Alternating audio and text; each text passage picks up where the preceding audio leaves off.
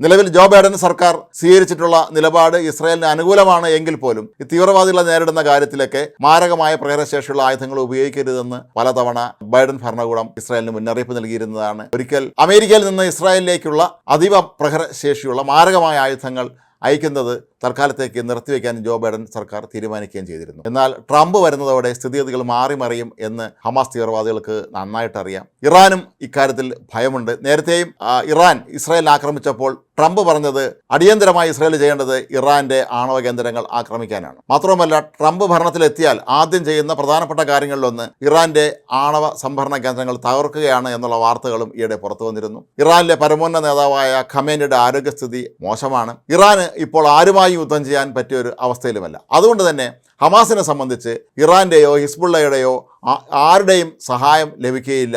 Lebanon ഒതുങ്ങിക്കഴിഞ്ഞു. സിറിയയിൽ അവിടുത്തെ Asad ഭരണകൂടം നിലംപതിച്ചിരിക്കുന്നു. അവിടെ ഇനി വിമതരുടെ മുന്നേറ്റമാണ് ഉണ്ടാകാൻ പോകുന്നത്. ഈ വിമതരും ഹിസ്ബുള്ളയും തമ്മിൽ അത്ര നല്ല ബന്ധത്തിലില്ല. അസദിനെ എക്കാലത്തും പിന്തുണച്ചിരുന്നത് ഹിസ്ബുള്ളയാണ് എന്നുള്ളത് കൊണ്ട് തന്നെ ഹിസ്ബുള്ള പിന്തുണയ്ക്കുന്ന ഹമാസിനൊന്നും ഒരു തരത്തിലുള്ള സഹായം ഇനി സിറിയയിൽ നിന്നോ ലെബനിൽ നിന്നോ ഉണ്ടാവാനുള്ള സാധ്യതയും കാണുന്നില്ല. ഈ ഒരു സന്ദർഭത്തിൽ ഇനി കീഴടങ്ങുക മാത്രമാണ് ഹമാസിൻ്റെ മുന്നിലുള്ള ഏക പോംവഴി.